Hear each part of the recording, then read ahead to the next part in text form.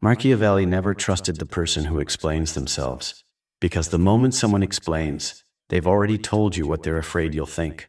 You felt this the time you over-justified a decision and watched the room smell weakness in it.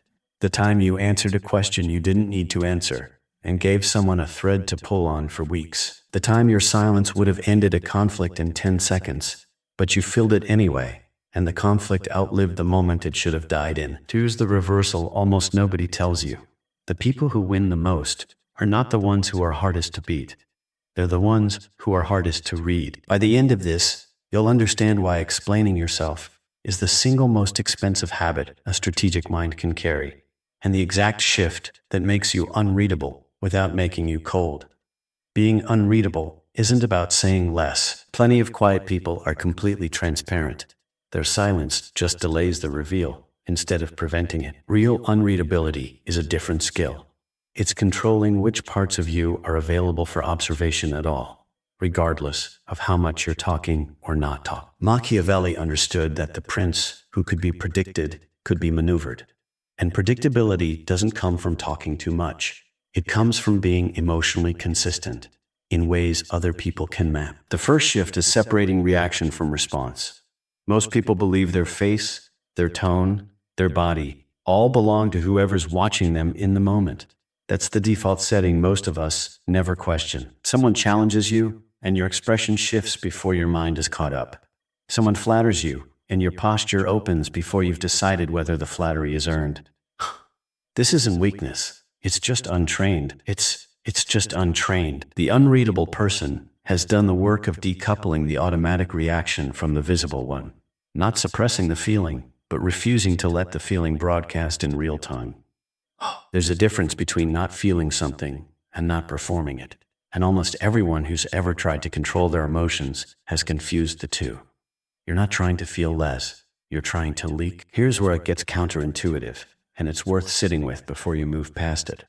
The less available your reactions are, the more powerful your actual words become when you finally use Think about the last time someone who rarely reacted to anything suddenly reacted strongly. It carried weight precisely because it was rare. Compare that to someone who reacts to everything. Their strongest reaction and their mildest one start to look the same from the outside, because the room has no calibration for them. Machiavelli's insight here wasn't really about hiding your feelings. It was about currency. Every visible reaction you spend at a rate. Spend constantly, and your reactions become worthless. Spend rarely, and a single flicker of visible reaction becomes a strategic event. The second shift is understanding that most explaining isn't communication. It's anxiety management disguised as communication. When you justify a decision nobody challenged, you're not informing the room. You're managing your own discomfort with being misunderstood. That discomfort feels urgent in the moment. But urgency and importance are not the same thing, and confusing them is what makes otherwise sharp people talk their way into weaker positions. Someone asks why you made a call. The anxious version of you gives 4 reasons, 2 caveats, and an apology wrapped inside the explanation. The unreadable version gives 1 sentence, lets it sit, and watches what the silence does to the person who asks. 9 times out of 10, they fill it. And what they fill it with tells you more about their actual concern than your 4 reasons ever would have. This is where the discipline gets tested, because it doesn't feel like winning in the moment. It feels like withholding. It feels almost rude, especially if you were raised to believe that explaining yourself is a form of respect. But respect and exposure aren't the same transaction. You can be completely respectful while giving someone almost nothing to work with. And the people who are best at reading rooms already know this. They just rarely say it out loud, because saying it out loud would cost them the advantage. The third shift is the hardest one, because it requires giving something up that most people never realize they're addicted to: the need to be understood in real time. Being unreadable means accepting that people will sometimes misjudge your motives, misread your silence as coldness, misinterpret your calm as indifference, and choosing not to correct it immediately. This is uncomfortable in a way that's almost physical. Every instinct says fix the misunderstanding now, before it hardens into someone's permanent impression of you. But the strategist who corrects every misread spends their entire life managing perception instead of building position. Machiavelli's princes weren't beloved by everyone in real time.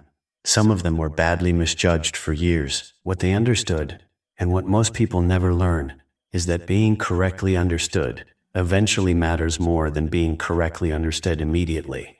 And the two are not the same goal. Watch what happens to someone who tries to manage every misread in real time. They become reactive by definition, because every correction is a response to someone else's read of them, which means someone else is setting their agenda without even trying. The unreadable person lets the misread exist. They let it sit uncorrected, sometimes for a long time, because they understand something most people never sit still long enough to learn. A correction offered too early looks like defensiveness, and defensiveness confirms exactly the thing you are trying to deny. There's a deeper reason this works, and it's the one most explanations of staying mysterious completely miss. Being unreadable isn't a performance of mystery. The moment it becomes performance, it becomes readable again, because performed mystery has a tell, a slight theatricality that observant people catch within minutes. Real unreadability isn't done for an audience. It's a private discipline that happens to have a public effect. The person who is unreadable because they're trying to seem interesting will eventually slip, because the motive underneath is still approval seeking, just inverted. The person who is unreadable because they've simply stopped needing the room to understand them in real time, that person doesn't slip, because there's nothing underneath to protect. This is the final realization, and it's simpler than the 3 shifts that built toward it. Every time you over-explain, you're proving you still need something from the person you're explaining to. Every time you correct a misread too fast, you're proving the misread landed somewhere real. Every time your face gives away the reaction before your mind has chosen one, you're proving you haven't yet separated who you are from who's currently watching you. Unreadability isn't a mask, it's the absence of a need for one, because there's nothing being performed and nothing being hidden, just less being given away than the room expects. Strip the need to be understood on someone else's schedule, and the quiet stops feeling like restraint. It starts feeling like the only sane way to move through a world that was never entitled to your real-time thoughts in the first place. But, if this changed how you think about silence and what it actually costs to explain yourself, that's the point. If you want to see what happens when this discipline meets someone actively trying to provoke a reaction out of you, watch why the quietest person in the room always wins. Next, it picks up exactly where this leaves off. Take care of yourself.